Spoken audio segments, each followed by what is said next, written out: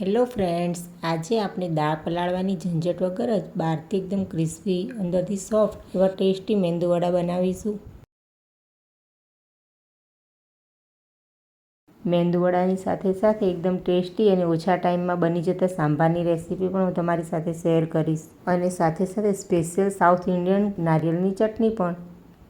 ચાલો સૌથી પહેલાં સાંભાર બનાવવાની શરૂઆત કરી દઈએ. સૌથી પહેલાં મેં 1 કપ તુવેરની દાળ લીધેલી છે. તેને સરસ પાણીથી 2 વાર ધોઈ અને પલાળી લઈશું. આજે હું જે સાંભારની રીત તમારી સાથે શેર કરીશ એમાં તમારે અલગથી દાળ બાફવી કે વેજીટેબલ્સ બાફવા એવી કોઈ ઝંઝટ કરવાની રહેતી નથી, અને એકદમ ઇઝી અને ઓછા ટાઈમમાં ટેસ્ટી સાંભાર તૈયાર થઈ જાય છે. પલાળી સાઈડ પર રાખીશું અને આપણે સાંભાર મસાલો બનાવી લઈશું. સાંભાર મસાલો બનાવવા માટે એક પેનમાં 1 ટેબલસ્પૂન તેલ ગરમ મૂકીશું. તેમાં 1 ચમચી જીરું, અડધી ચમચી મેથી દાણા નાખીશું, 1 ચમચી ચણાની દાળ, 1 ચમચી અડદની દાળ, 1 ચમચી આખા ધાણા અને 1 ચમચી જેટલા ચોખા નાખીશું, કાચા ચોખા નાખીશું, અને 2-3 લાલ સૂકા મરચાં નાખીશું, 4 નંગ લવિંગ, 2 ઇલાયચી ઉમેરીશું, સાથે અડધો ઇંચ આદુના ટુકડા ઉમેરીશું, 5 થી 6 કળી લસણ ઉમેરીશું, 12 થી 15 કઢી પત્તા અને 1/4 ચમચી હિંગ ઉમેરી દઈશું, અને બધું સરસ મીડિયમ તાપે શેકી લઈશું. આજે સાંભાર બનાવવા માટે મસાલા પેસ્ટ તૈયાર કરીએ છીએ અને તે એકદમ ટેસ્ટી સાંભાર તૈયાર થાય છે, અને એ સિવાય બીજો કોઈ સાંભાર મસાલો તમારે એડ કરવાની જરૂર રહેતી નથી. મસાલા શેકાની સરસ સુગંધ આવી રહી છે. મસાલા શેકાઈ ગયા છે. હવે 1 ચમચી લીલું નારિયેળ સમારેલું ઉમેરીશું. સાથે મીડિયમ સાઇઝની એક ડુંગળી સ્લાઇસ કટ કરેલી ઉમેરીશું. બધું મિક્સ કરી ફરી તેને પણ શેકી લઈશું.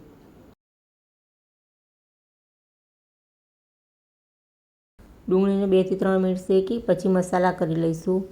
તેમાં 1 ચમચી લાલ મરચું પાવડર, અડધી ચમચી હળદર પાવડર અને સ્વાદ પ્રમાણે મીઠું ઉમેરી દઈશું, અને તેને પણ મસાલા સાથે મિક્સ કરી લઈશું.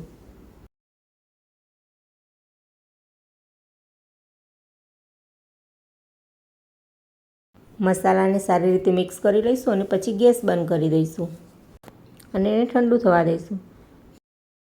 મિશ્રણ ઠંડુ થઈ ગયું છે.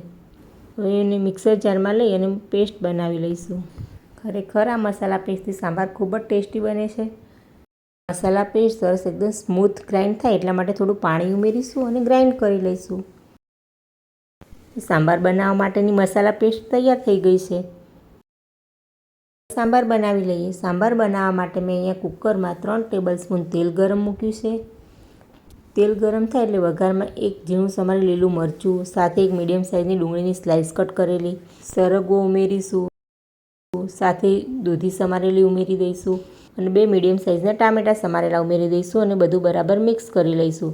વેજીટેબલ્સ તમે તમારી પસંદ પ્રમાણે લઈ શકો છો, અને જે ના ગમતા હોય તેને સ્કીપ પણ કરી શકો છો.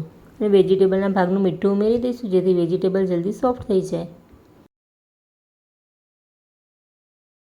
અને હવે જે આપણે વાટી અને મસાલા પેસ્ટ બનાવી છે તે ઉમેરી દઈશું અને મિક્સ કરી લઈશું. મિક્સર જેમાં ગ્રાઇન્ડ કર્યું તેમાં પણ થોડું પાણી ઉમેરી મિક્સ કરી અને તેમાં જ રેડી દઈશું અને મિક્સ કરી લઈશું. તમે પણ શું સાંભાર આ રીતે જ બનાવો છો? અને આ રીતે ના બનાવતા હો તો એકવાર આ રીતે બનાવીને જરૂરથી ટ્રાય કરજો. એકદમ ઓછા ટાઈમમાં ટેસ્ટી સાંભાર તૈયાર થઈ જાય છે.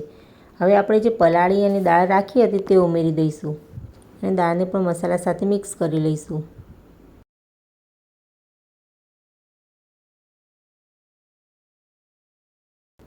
હવે તેમાં આપણે 6 કપ પાણી ઉમેરીશું. આપણે 1 કપ દાળ લીધી હતી તેની સામે 6 કપ પાણી ઉમેરીશું, અને દાળને થોડીવાર માટે પહેલાં ખુલ્લા જ ઉકળવા દઈશું. જ્યારે દાળ ઉકળવા લાગે ત્યારે આપણે ઢાંકણ બંધ કરી અને પછી વિસલ કરીશું. આ રીતે કરવાથી દાળ તળિયે ચોંટશે નહીં. હવે સાંભારને ઉકળવા દઈએ. સાંભાર ઉકળે છે ત્યાં સુધી ફ્રેન્ડ્સ અમારી ચેનલ લાઇક અને સબસ્ક્રાઈબ કરી દો, અને તમારા ફ્રેન્ડ્સ સાથે પણ શેર કરવાનું ભૂલતા નહીં. સાંભાર ઉકળવા લાગ્યો છે. હવે કુકરની ઢાંકણું બંધ કરી અને 4 થી 5 વિસલ કરી લઈશું, એટલે દાળ અને વેજીટેબલ સરસ ચડી જશે. એક મોટા વાસણમાં 2 કપ રવો લઈશું. રવો ઝીણો કે મોટો કોઈ પણ લઈ શકો છો. 1 કપ દહીં ઉમેરીશું અને સ્વાદ પ્રમાણે મીઠું ઉમેરીશું. લીલા મરચાં ઝીણા સમારેલા ઉમેરીશું. 10થી 12 મીઠા લીમડાના પાન ઝીણા કટ કરી ઉમેરીશું. કોથમીર ઉમેરીશું. સાથે એક મીડિયમ સાઇઝની ડુંગળી ઝીણી કટ કરેલી ઉમેરી દઈશું અને બધું બરાબર મિક્સ કરી લઈશું.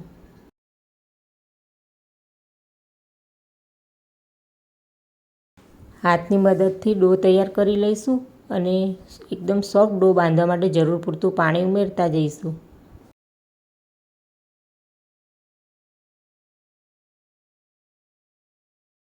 રવો છે એટલે થોડું પાણી એબ્ઝોર્બ કરે છે. ડો બંધાઈ જશે એટલે આપણે એને 5થી 10 મિનિટ રેસ્ટ આપીશું એટલે સરસ સેટ થઈ જશે. ડો તૈયાર થઈ ગયો છે. તમે જોઈ શકો છો એકદમ સરસ સોફ્ટ ડો તૈયાર થયો છે. હવે તેને ઢાંકી અને સાઈડમાં રાખી દઈશું અને આપણે સાંભાર ચેક કરી લઈશું. તો સાંભારની પણ વિસલ આવી ગઈ છે. સાંભારની 5 વિસલ થઈ જવા આવી છે. હવે ઠંડુ થવા દઈ અને પછી આપણે કુકર ખોલી અને ચેક કરી લઈશું. તો તમે જોઈ શકો છો સરસ વેજીટેબલ પણ એકરસ થઈ ગયા છે અને સરસ એકદમ ટેસ્ટી સાંભાર તૈયાર થઈ ગયો છે. હવે તેમાં એક નાની વાટકી આંબલીનો પલ્પ ઉમેરી દઈશું અને થોડો ગોળ ઉમેરીશું. બધું બરાબર મિક્સ કરી અને ફરી 2-3 મિનિટ ઉકાળી લઈશું. ખટાશ માટે આંબલીની જગ્યાએ તમે લીંબુનો રસ પણ વાપરી શકો છો. સાંભારને ઉકળવા દઈએ ત્યાં સુધી આપણે સાંભાર માટે એક વઘાર તૈયાર કરી લઈશું. એક વઘારિયામાં 2 ટેબલસ્પૂન તેલ ગરમ મૂક્યું છે. તેમાં રાઈ, 2-3 આખા લાલ મરચાં અને લીમડાના પાન, હિંગ ઉમેરી અને વઘાર કરી લઈશું. તૈયાર છે એકદમ ઓછા ટાઈમમાં બની જતો ટેસ્ટી સાંભાર કે જેને તમે ઇડલી, ઢોસા કે મેંદુવડા કોઈની પણ સાથે ખાઈ શકો છો. ટેસ્ટી સાંભાર તો તૈયાર છે પણ હવે મેંદુવડા સાથે ખાવા માટે કોકોનટ ચટણી બનાવી લઈશું. કોકોનટ ચટણી બનાવવા માટે મેં એક કોકોનટને છોલી અને ઝીણું સમારી લીધું છે અને બાઇન્ડિંગ માટે એક નાની વાટકી ચણા ઉમેર્યા છે. સ્વાદ પ્રમાણે મીઠું અને થોડું દૂધ ઉમેરી દીધું છે. હવે ઢાંકી અને એને ગ્રાઇન્ડ કરી લઈશું. તમે મેં ચણા ઉમેર્યા હતા તેની જગ્યાએ તમે દાળિયાનો પણ ઉપયોગ કરી શકો છો. હવે કોકોનટ ચટણીનો વઘાર કરી લઈએ. તેની માટે તેલ ગરમ કરીશું. તેલ ગરમ થાય એટલે તેમાં 1/4 ચમચી રાઈ ઉમેરીશું અને અડધી ચમચી જેટલી અડદની દાળ ઉમેરીશું. 8થી 10 લીમડાના પાન ઉમેરીશું અને એક ઝીણું સમારેલું લીલું મરચું ઉમેરી દઈશું. આ વઘારથી કોકોનટ ચટણી ખૂબ જ ટેસ્ટી લાગે છે. તો બસ ચટણીમાં રેડી અને તૈયાર કરી લઈશું અને મિક્સ કરી દઈશું. તૈયાર છે મેંદુવડા સાથે ખાવા માટે કોકોનટ ચટણી. આ ચટણીને પણ તમે ઇડલી, ઢોસા સાથે ખાઈ શકો છો. સાંભાર અને ચટણી તૈયાર છે પણ હવે મેંદુવડા તળી લઈએ. મેંદુવડા તળવા માટે તેલ ગરમ મૂકીશું અને આપણે જે ડો બાંધીને રાખ્યો હતો તેને રેસ્ટ આપ્યો હતો તે પણ સરસ સેટ થઈને તૈયાર થઈ ગયો છે. હવે તેમાં 1/4 ચમચી સોડા ઉમેરીશું અને અડધી ચમચી ઉપર વિનેગર નાખીશું તેથી સોડા એક્ટિવ થશે અને બધું બરાબર મિક્સ કરી લઈશું.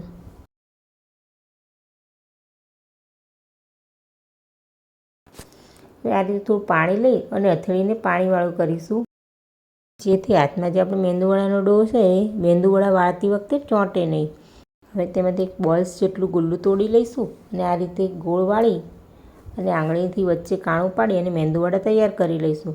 મેંદુવડાની સાઇઝ તમે નાના મોટી તમારી પસંદ પ્રમાણે કરી શકો છો. તમે જોઈ શકો છો એકદમ ઇઝી મેંદુવડા વળાઈને તૈયાર થઈ જાય છે. હાથમાં પણ બિલકુલ ચોંટતા નથી. તેલ ગરમ થાય તેમાં તળી લઈશું. આ રીતે બીજા મેંદુવડાને પણ વાળી લઈશું.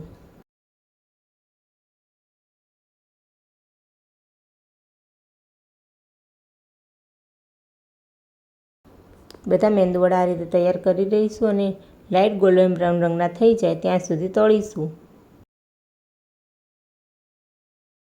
મેંદુવડામાં જે આપણે ડુંગળી ઝીણી સમારીને ઉમેરી છે, લીમડો ઉમેરી, એ બધું તળાય છે ત્યારે એની ફ્લેવર બહુ સરસ આવે છે. સાઈડ પલટાવી અને બધા ફેરવી અને આ રીતે બધી બાજુથી એક સરખા તળી લેવા.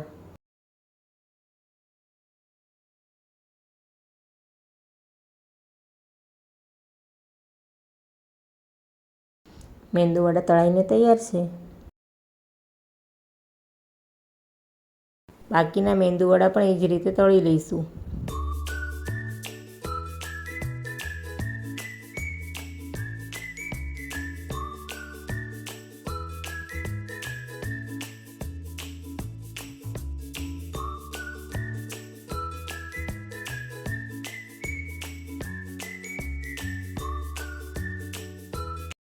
બધા મેંદુવડા તળાઈને તૈયાર છે. તો હવે સર્વ કરી દઈએ. સાંભાર પણ તૈયાર છે, ચટણી પણ તૈયાર છે. મેંદુવડાને સાંભાર અને ચટણી સાથે સર્વ કરીશું. મેંદુવડા કોકોનટ ચટણી સાથે અને સાંભાર સાથે બહુ જ ટેસ્ટી લાગે છે. તમે જોઈ શકો છો એકદમ સરસ ફૂલેલા મેંદુવડા તૈયાર થયા છે, જે બહારથી એકદમ ક્રિસ્પી હોય છે પણ અંદરથી સરસ સોફ્ટ બને છે. એકવાર બનાવીને ટ્રાય કરશો તો જરૂરથી ગમશે.